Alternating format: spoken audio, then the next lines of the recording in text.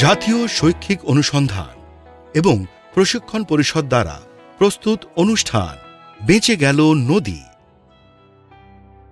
শ্রেয়া একটা ছোট গ্রামে থাকত।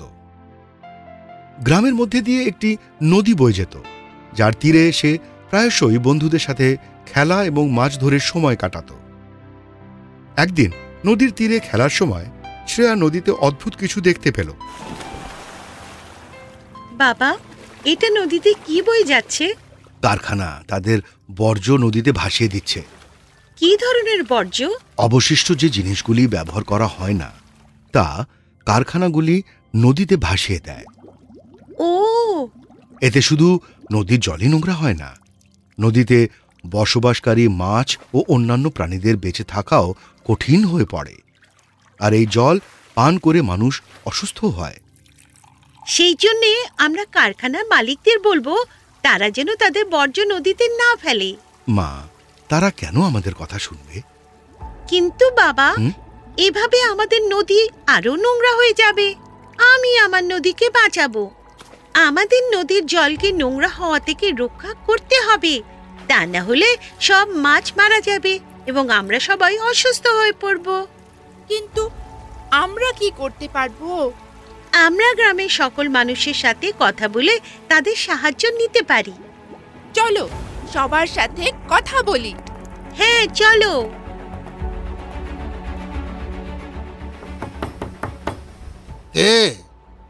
আমি শ্রেয়া।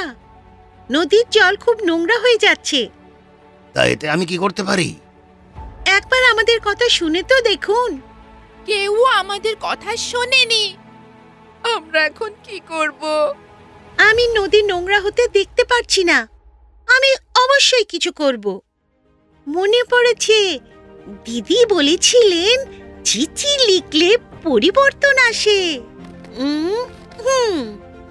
মুখ্যমন্ত্রী মহাশয়, গ্রামে থাকা কারখানার বর্জ্যের জন্য নদীর জল দূষিত হচ্ছে। আমরা সবাই নদীর জলের উপর নির্ভরশীল এবং এই দূষিত জলের কারণে আমাদের গ্রাম অসুবিধার সম্মুখীন হচ্ছে। তাই আমাদের নদী বাঁচাতে সাহায্য করার জন্য আপনাকে অনুরোধ করা হচ্ছে। ধন্যবাদ। আমি আশা করছি এই চিঠি অবশ্যই পরিবর্তন আনবে। ধীরে ধীরে গ্রামের অনেক মানুষ অসুস্থ হতে লাগলো। দাদা, সর্দি জ্বরের ওষুধ দিন। আরে রচনা মা, বাড়িতে কে অসুস্থ? নমস্কার কাকা। নমস্কার। ঋষভ অসুস্থ। নিশ্চয়ই উল্টো পাল্টা কিছু খেয়েছে। না কাকা। তাহলে? ডাক্তার বলেছে যে এই সব দূষিত জল খাবার জন্যই হয়েছে। আচ্ছা, তুমি জানো গত কয়েকদিনে এই দূষিত জল খাবার জন্য গ্রামের বহু মানুষ অসুস্থ হয়ে পড়েছে। আগেই আমাদের শ্রেয়ার পরামর্শ মেনে নেওয়া উচিত ছিল। এখনো খুব বেশি দেরি হয়নি। নদীর দূষিত জল পান করে পুরো গ্রাম অসুস্থ হয়ে পড়ছে।